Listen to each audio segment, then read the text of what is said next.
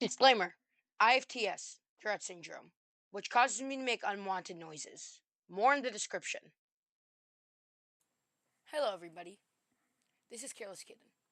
Today, I'm going to show you how to play chess. Everything from how each piece moves, to how to capture with them, and what conditions are a draw. Starting with the king. So, the king moves one square in any direction.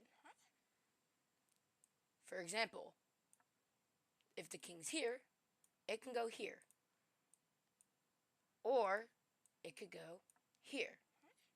It moves to any adjacent square it likes. Now, let's go to the queen.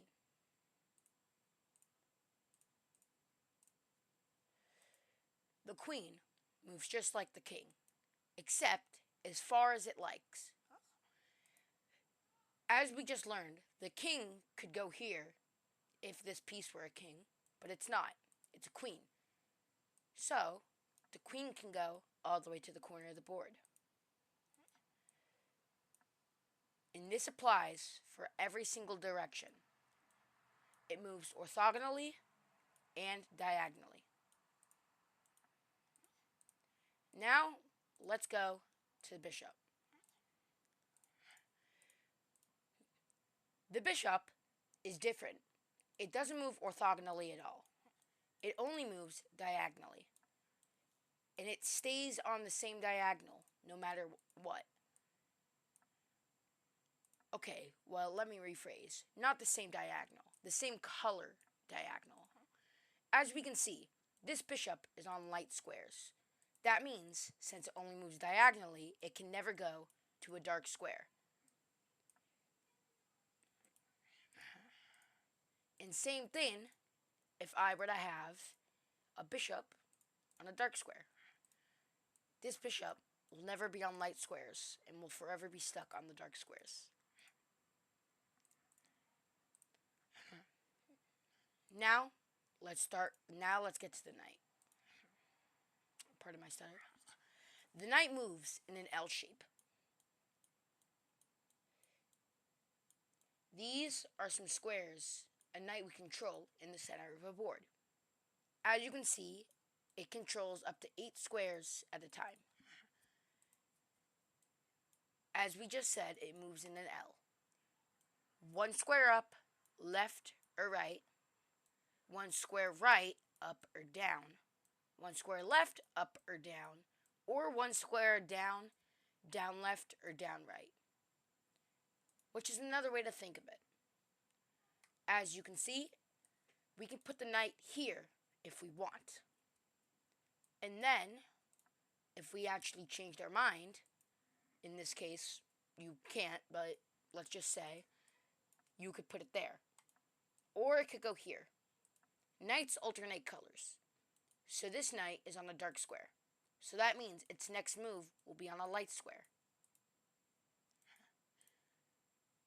Now here's a thing that only knights can do. This knight looks trapped. Because this, unlike checkers, pieces cannot jump over others. Except the knight. That's what makes the knight unique. It is the only chess piece that can jump over other chess pieces. Now, let's get onto the rook. Rooks move orthogonally, otherwise known as just up, down, left, or right.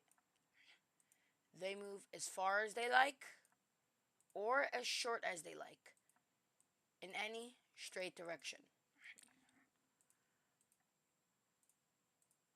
Now, let's get to the pawn. Pawns move one square at a time and can never go backwards, only forwards. Excuse me. And once a pawn gets to the end of a board, it has the choice of promoting into a different piece. A bishop, a rook, a knight, or a queen. But pawns don't capture like other pieces. Pawns capture diagonally, and diagonally only. As you can see here, this pawn can capture the knight or the rook, because they are diagonal from the pawn. So, we will capture the rook. And pawns actually have a secret move. First of all, they, on their first move, and first move only, can move 2 squares. Excuse me. As you can see, this pawn can move 1 square, as we just discussed. But they can also move 2 squares on their first move and first move only. This means if a pawn moves 1 square, it cannot move 2 its next turn.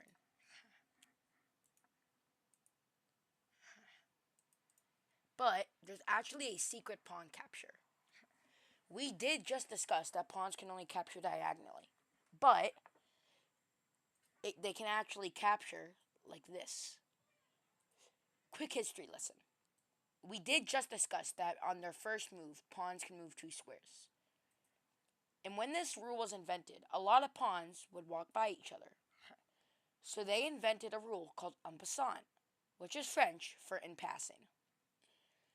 This means that if a pawn lands right next to your pawn on the same rank,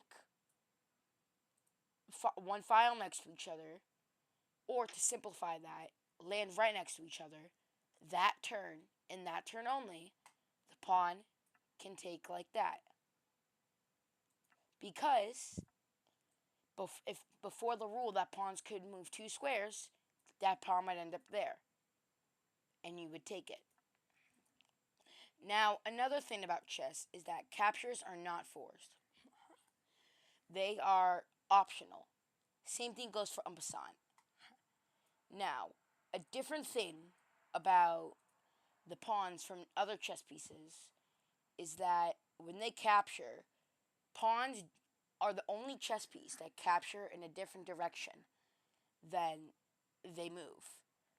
So the pawns move forward but capture diagonally. Other pieces capture the same way they move, and they stop if they capture. To explain what I mean something like this. If this rook was not here, this rook could take the queen. But since the rook is here, this rook, the farthest it can go is here, because it has to stop if it's capturing. Now, let's talk about point values. Each piece has a point value. Pawns are worth 1. Bishops and knights are worth 3. And rooks are worth 5, while queens are worth 9. And then kings are 0 or infinity. Now, we're going to talk about notation. You may have noticed that when I was showing how each piece moves, there are these little numbers and letters. These are coordinates.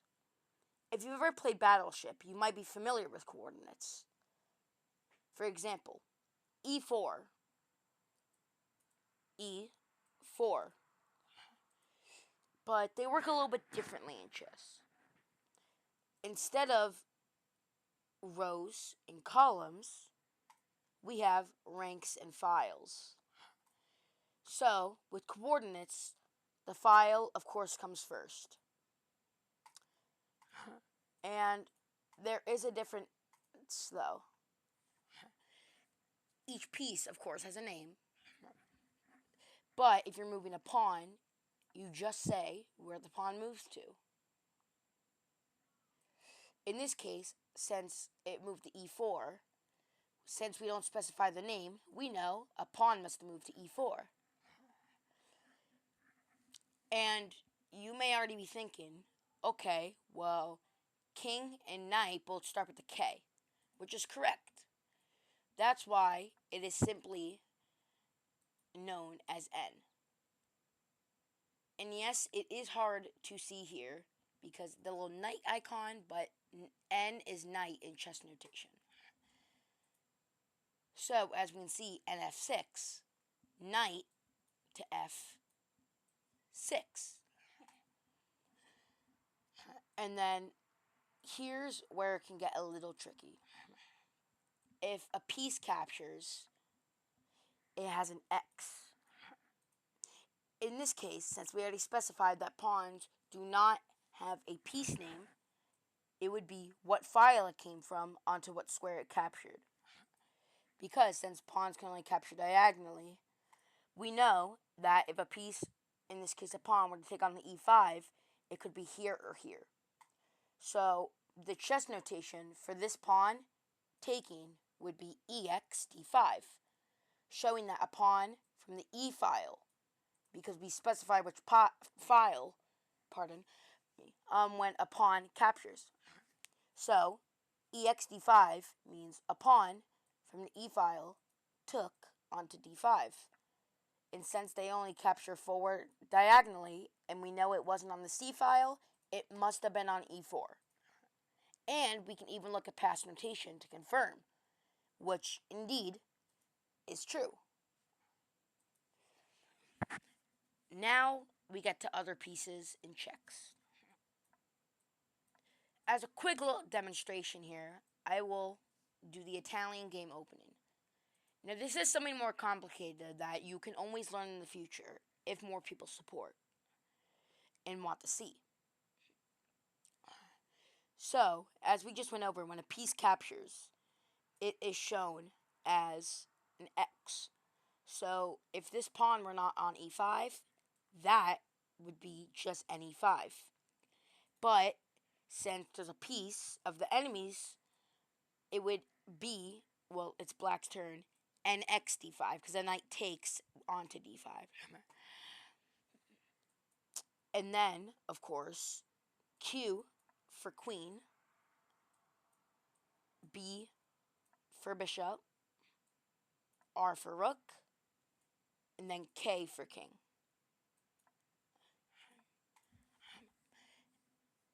But if you were to ever put your opponent in check, that's where things get a little different. For example, in this case,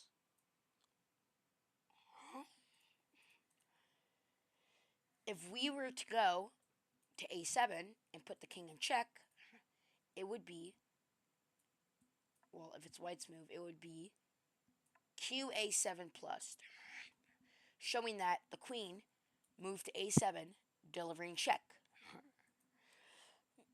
So plus means check in chess notation. And hashtag means checkmate.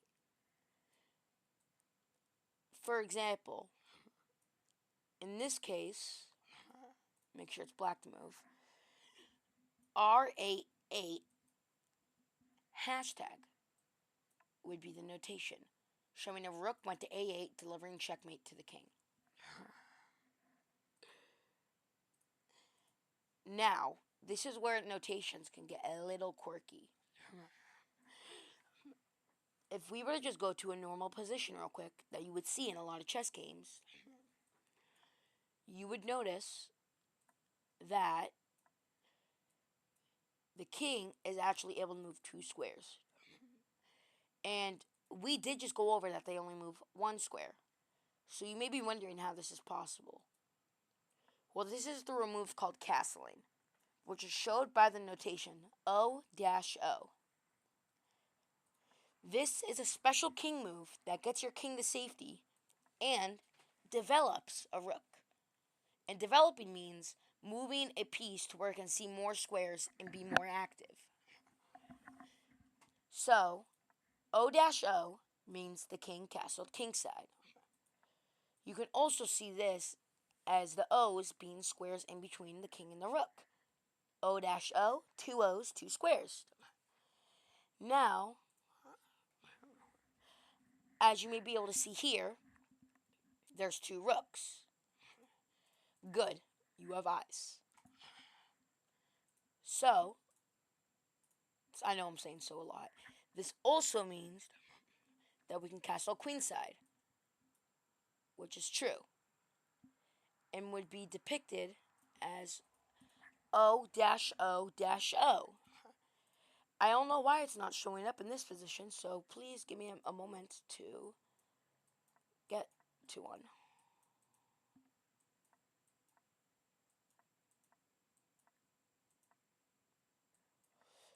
So, in this case,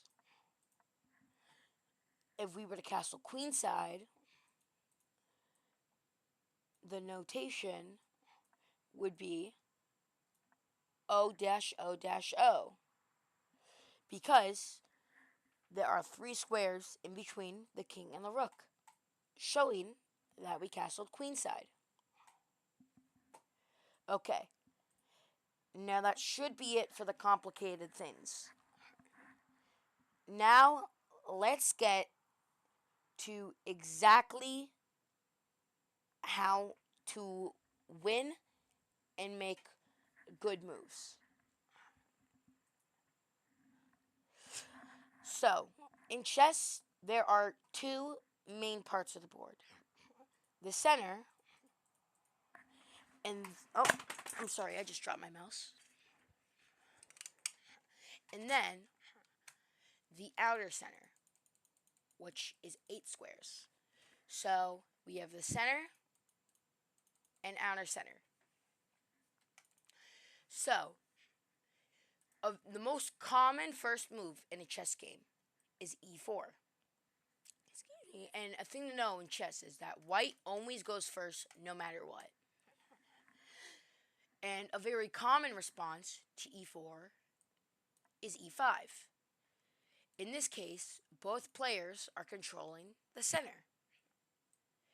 And a very common response is moving out your knight, developing a piece, and attacking that central pawn, while simultaneously putting a knight on what is known as an outpost, a good square for a piece where it can see many other squares.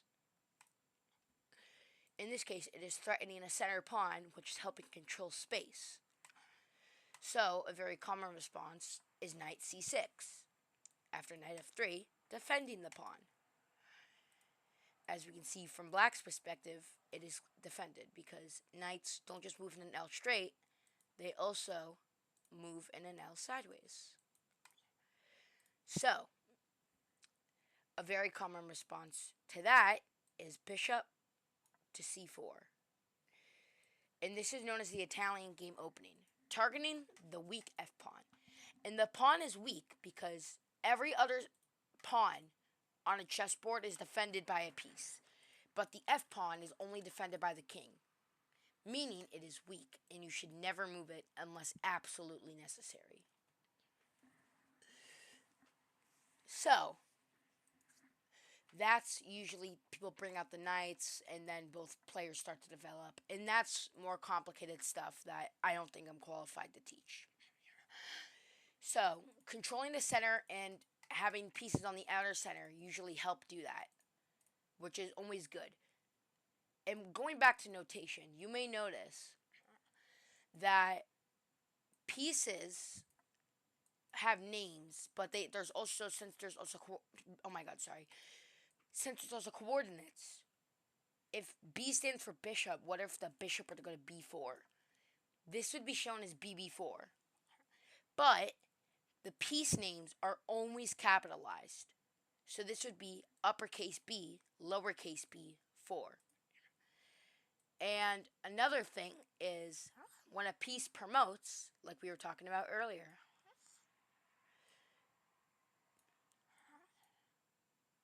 for example, in this case, this would be a little bit more of a weird chess notation.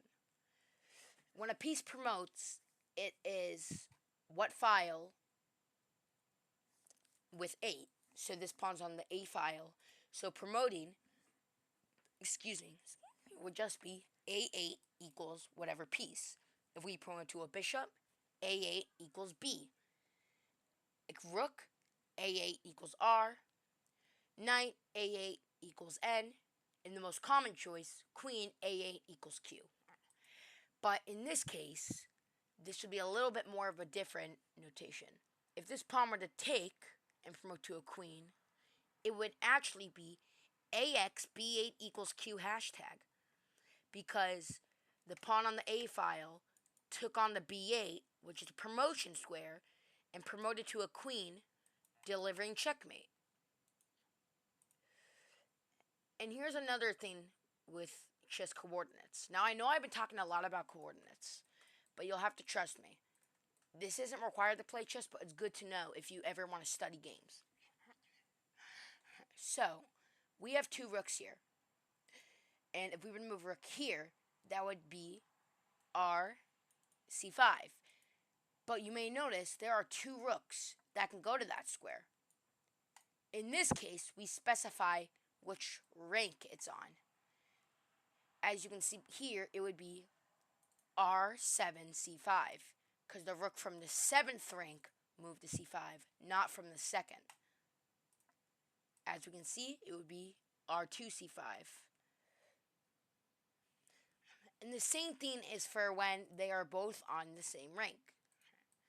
As you can see here, if we were to move one here, it would be RHD2. Because since they're both on the same rank, we can't specify which rank because they're both on the same one. So we would specify which file. In this case, RHD2, because the rook from the H file went and not the A file. This would be RAE2, for example. So, hopefully you've got all that. And I understand if that's a lot to take in. And I'm not even sure if I'm qualified for doing this. But I'm still going to show you, nonetheless, some tricky traps that you can show your friends to make them think you're a chess genius.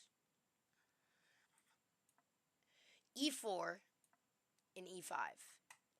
And then queen to H5. Now usually, this would be known as an inaccuracy, because it is not good to get your queen out early because it will be targeted. But if you're playing against someone who's not that good at chess, it may be okay. Now, a very common response is to threaten to capture the queen, also kicking the queen and wasting time. But this is where they fumble, because you take the pawn, delivering check and threatening the rook. This is known as a fork. And if they block with the bishop, because you don't want to block with the queen, if they do though, it doesn't matter. They'll have to block with one of these pieces. You will take the rook and start the game up 6 points of material, because we did talk about point values. And now there's the scholar's mate, which is E4, E5, bishop to C4, the bishop's opening. And after any normal developing move, you want to bring your queen to H5 again. And if they go to kick, you don't do this, because this is defended. Instead, you drop back, threatening checkmate again. And if they do fumble, this is checkmate, because the king cannot go here, because the queen can go there. And it can't take, because the bishop defends it. And you cannot walk into check, which I should probably explain a little bit more. So, in chess, there obviously needs to be a way to win. So, in this case,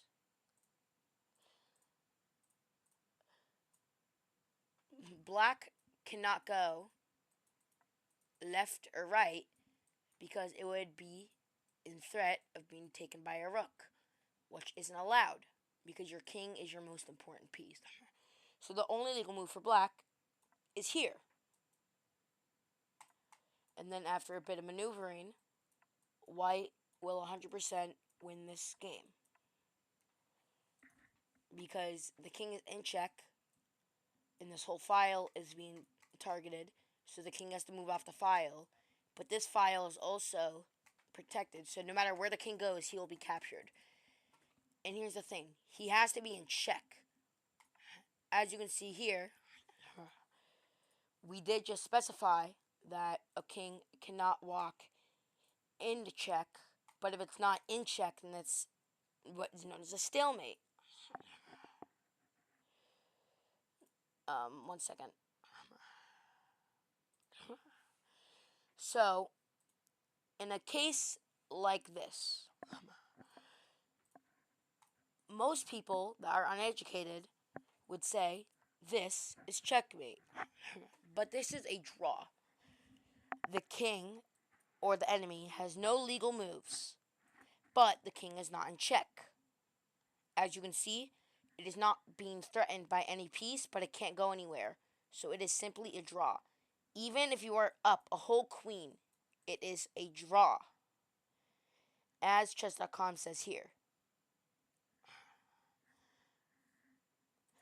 There is also 3-time repetition, where a position is repeated 3 times with castling rights included. For example, a position like this would be a draw because the position was repeated 3 times. And there's also what is known as the 50 move rule. This is when there has been 50 consecutive moves in a row without a capture or a pawn move.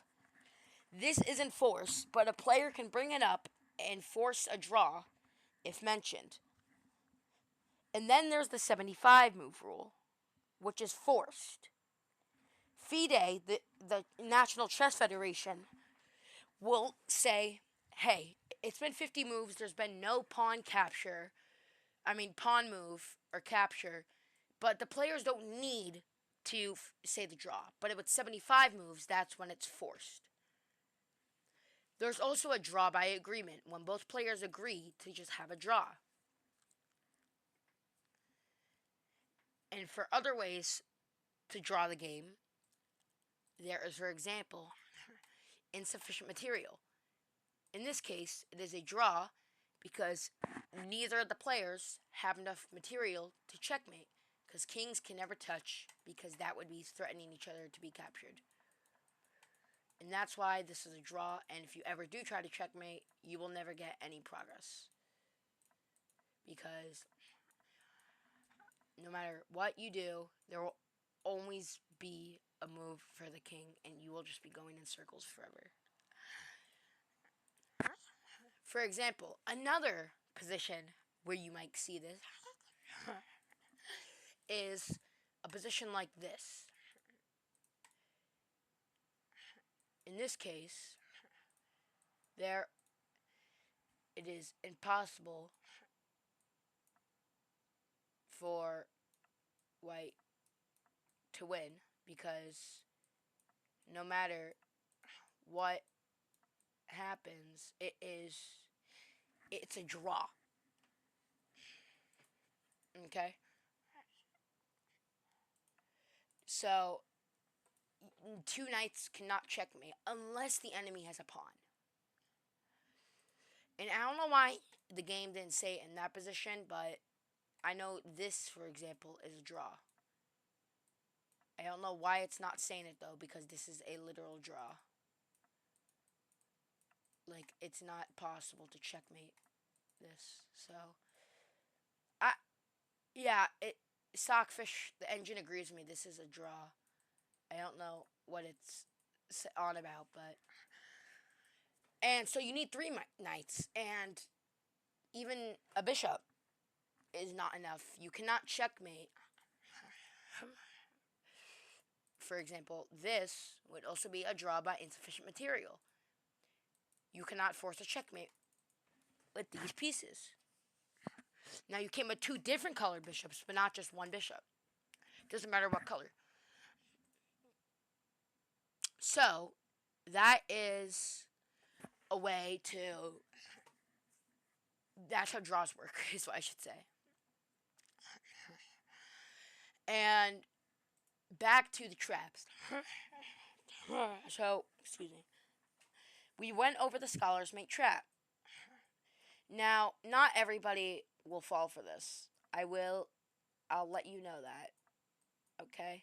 Not no almost no one's going to fall for this. But something you should not fall for is this. F3. We're just going to pull up the evaluation bar. Basically, it's like just a normal bar. If more white, then white's winning, and vice versa. As you can see, black is already gaining an advantage because this does not control the center at all practically, and it's just not good because now black has a bunch of room to develop. And then they will do e5, and if you do this, you immediately lose.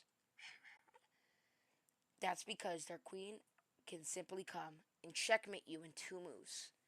As you can see, your king cannot go forward because the queen controls this diagonal and there's nothing to block with because pawns cannot move backwards. And you lost the chess game in literally 2 moves.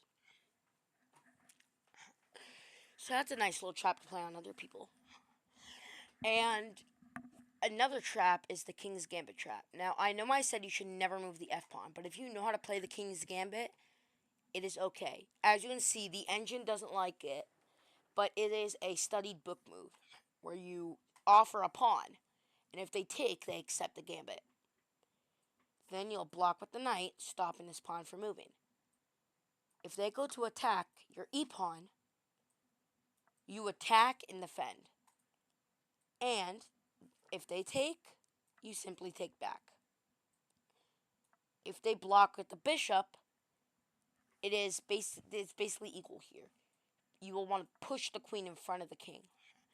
And if they take the knight, you ignore your queen and you double check on the king. And a double check is no way to block. You need to move the king in a double check. And since the queen controls this entire file, it can't move down. So it has to move here, but the knight guards that.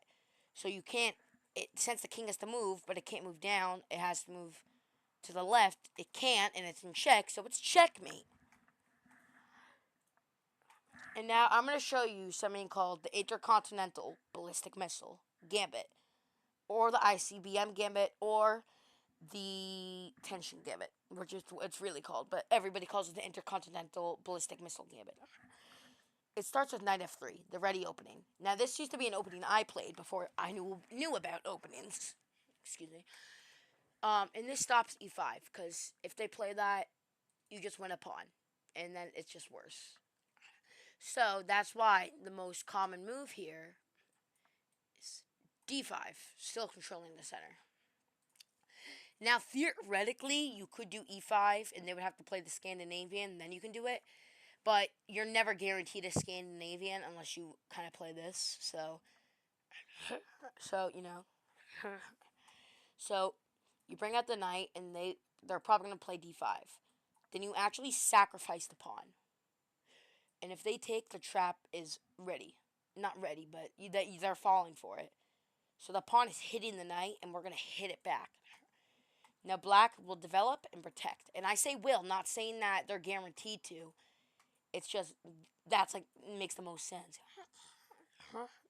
You're going to offer another pawn. And if they take, you take back with the bishop and not the pawn nor the queen. And then the trap is set. If they go to kick out your knight, which is a tactic used to force a piece out, this is what is known as a blunder. A move that critically affects a player's position. In this case, we take this pawn, which is actually a brilliant move because the queen can move and we take the rook, or the rook can move and we take the queen. And they also lose their kingside castling. So, most common response is to take the knight, and to which you sacrifice the bishop and force the king to take. And now nothing's protecting the queen. So you simply take the free queen. And you win in practically 8 moves because most people resign. But you're not out of the woods here. If they play e6 or e5, you immediately bring your queen back. Why, you ask? Because if you get greedy and take this bishop, they actually check the king with the discovered attack, it's called, which is exactly what we used on their queen. So you have to block the check, and they take your queen, and then you take back with the bishop. So it is equal material here, but black is slightly better, believe it or not, according to the evaluation bar. So to go back over these little traps, quote unquote, we have King's Gambit, e4, e5, f4, exf4, nf3, d5, nc5, dxe4, nxe4, bg4, qe2, bxf3, nf6 hashtag. Then, if your opponent ever plays Fool's Mate as white, that would be f3, e5, g4, qh4. And then for the Scholar's Mate, e4, e5, bc4, and a normal move just like, excuse me, knight to c6, queen h4, threatening checkmate in 1. And if they do any move that doesn't stop that, it's checkmate. So, another trap is e4, e5. This is known as the King's Pawn opening, Queen's Wayward attack, I believe. Correct me if I'm wrong. Where it's e4, e5, qh5. And if they go to kick the queen, you take the pawn, they block, and you take the rook. Just a nice way to start a game. So, one of our last traps that I have not recapped over just because I so much for me to say is the intercontinental, which I will just go over one more time. So it's nf3, d5, e4, dx, e4, knight g5, knight f6, d3, ex d3, bx d3, h6, knight x f7, kx f7, bg6 plus, kx g6, qx d8. And yes, I did sound weird saying all that because I had to make sure I was getting the notations right. So that's really it for how each piece moves, and just a few traps. But I'm not guaranteeing anybody's gonna fall for it, and I'm not even guaranteeing that this video was good. It might not even be posted. Who knows? But yeah, thank you for watching, and if you have any questions, feel free to add me on chess.com. I will link my username in the description down below. And with that, thank you for watching, and bye-bye.